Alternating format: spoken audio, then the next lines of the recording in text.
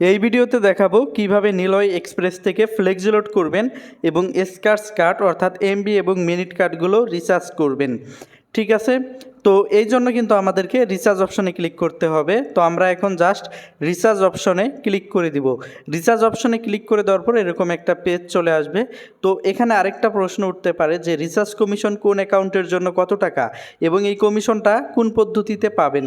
তো উপরের দিকে দেখতে পাচ্ছেন ফ্লেক্সি লোড কমিশন লেখা আছে ব্যানারের মধ্যে এবং এখানে লেখা আছে প্রত্যেকটা অ্যাকাউন্টের কমিশনের কথা।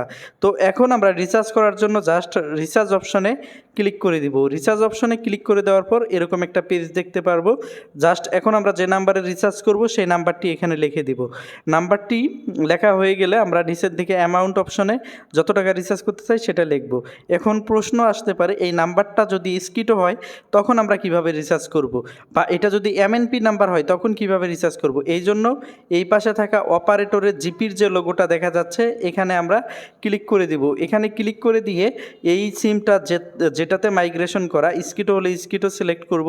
যদি এমএনপি হয়, ধরেন গ্রামীণের নাম্বার অনেক ক্ষেত্রে এমএনপি করে রবিতে কনভার্ট করা যায়, সেই ক্ষেত্রে এখান থেকে এইভাবে রবি সিলেক্ট করে দিব। ঠিক আছে, এইভাবে সিলেক্ট করতে হবে। আমাদের যেহেতু এটা পিওর গ্রামীণ সিম সেহেতু আমরা জিপি সিলেক্ট করে 20 টাকা দিলাম। দেওয়ার পর এখন আমরা নেক্সটে ক্লিক করব। নেক্সটে ক্লিক করার পর এখানে আমাদের অ্যাকাউন্টের পিনকোড দিয়ে কনফার্ম করে দিব। তাহলেই কিন্তু আমাদের এই নাম্বারে ফ্লেক্সি লোডটি চলে যাবে। তো আমি আমার পিনকোড দিয়ে জাস্ট কনফার্ম করে দিচ্ছি রিচার্জটি। কনফার্ম করে দেওয়ার পর কিন্তু এরকম একটা পেজ দেখতে পারবেন, রিকোয়েস্ট সেন্ড সাকসেসফুল। এই হোম পেজের পর আপনার 3 সেকেন্ডের মধ্যে রিচার্জটা কিন্তু চলে যাবে। তো এই রিচার্জ হিস্ট্রিটা দেখার জন্য নিচের দিকে থাকা হিস্ট্রি বাটনে ক্লিক করতে হবে আমাদেরকে। এখানে ঢুকে কিন্তু আপনি সকল প্রকার হিস্ট্রি এখান থেকে দেখতে পারবেন। তারপর এখান থেকে আপনি যদি রিচার্জ হিস্ট্রি দেখতে চান জাস্ট রিচার্জ অপশনে আপনি ক্লিক করে দিবেন। আমি রিচার্জ হিস্ট্রি চেক করতে চাই তাই রিচার্জ অপশনে ক্লিক করে দিব।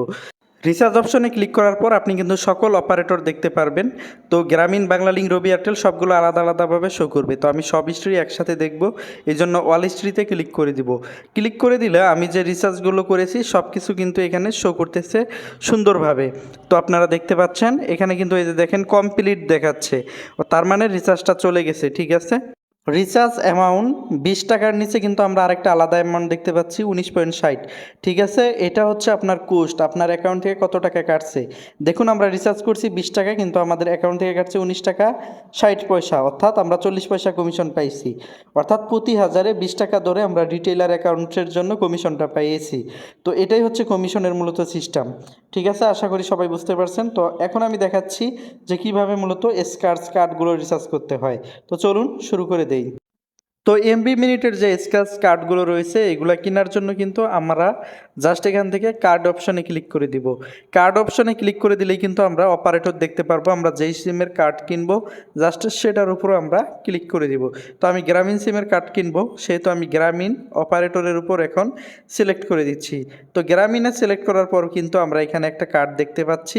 এখানে কিন্তু আমরা দেখতে পাচ্ছি 19 মিনিট মেয়াদ 12 ঘন্টার যে প্যাকেজটা রয়েছে এটা হচ্ছে কার্ড অফার। তো নিচে দেখতে পাচ্ছেন আবার কয়েনের ছবি দেওয়া আছে, এই কয়েনগুলো জমা করে কিন্তু আপনি পুরস্কার পেতে পারেন। তো আমি এখন এই কার্ডটা অ্যাক্টিভ করার জন্য বাই অপশনে ক্লিক করব।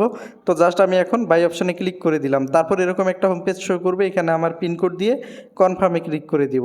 কনফার্মে ক্লিক করলে কিন্তু এরকম একটা হোম পেজ দেখতে পারবো। এখানে দেখেন 19 মিনিট মেয়াদ 12 ঘন্টা, নিচে একটা কোড দেওয়া আছে, এটাই হচ্ছে আমাদের কার্ডের কোড নাম্বার, গোপন কোড নাম্বার। নিচের দিকে থাকা কপি কার্ড অপশনে ক্লিক করে এটা কপি করে নিব। তারপর যে কোনো একটা মাধ্যমে গিয়ে এটা আমরা পেস্ট করে দিব। পেস্ট করে দেওয়ার পর কিন্তু এখানে আমরা সকল ইনস্ট্রাকশন দেখতে পারবো। দেখেন এখানে সুন্দরভাবে লেখা আছে যে কোনো লোকাল অপারেটরে ডাইল *355* গোপন নাম্বার হ্যাশ, এই মাধ্যমে কিন্তু আমাদের এই কার্ডটাকে অ্যাক্টিভ করে নিতে হবে। দেখেন এখানে কিন্তু সুন্দরভাবে লেখা আছে। তো আমাদের এত কিছুর প্রয়োজন নাই, আমাদের এখানে প্রয়োজন শুধু কার্ড পিন। তো এই পিনটুকু রেখে আমরা বাকিগুলো কেটে দিব এবং এই পিনের মাঝখানে মাঝখানে যে স্পেসগুলো আছে এগুলো কেটে দিব। স্পেসগুলো কেটে দেওয়া হলে আমরা এই পিনটা জাস্ট এখান থেকে কাট করে নিয়ে যাব। কাট করে নিয়ে আমরা এখন চলে যাব আমাদের ডাইল প্যাডে। এখানে আসার পর *355* আমাদের ওই গোপন নাম্বারটা পেস্ট করে দিব, দেন হ্যাশ লিখে ডাইল করে দিব। ডাইল করে দিলেই দেখেন আমাদের এখানে কিন্তু কার্ডটা রিচার্জ হয়ে গেছে। তো এই পদ্ধতি মূলত নিলয় এক্সপ্রেস থেকে আপনি যে কোনো ধরনের কার্ড এখান থেকে রিচার্জ করে নিতে পারবেন। এই দেখেন আমার এখানে কার্ডটা অ্যাক্টিভ হয়ে গেছে। তো আশা করি সকলে এই বিষয়টা খুব সুন্দরভাবে বুঝতে পারছেন। কোনো জায়গায় বুঝতে অসুবিধা হলে অবশ্যই এই ভিডিওর কমেন্ট সেকশনে অথবা আমাদের হেল্পলাইনে জানাবেন। ধন্যবাদ।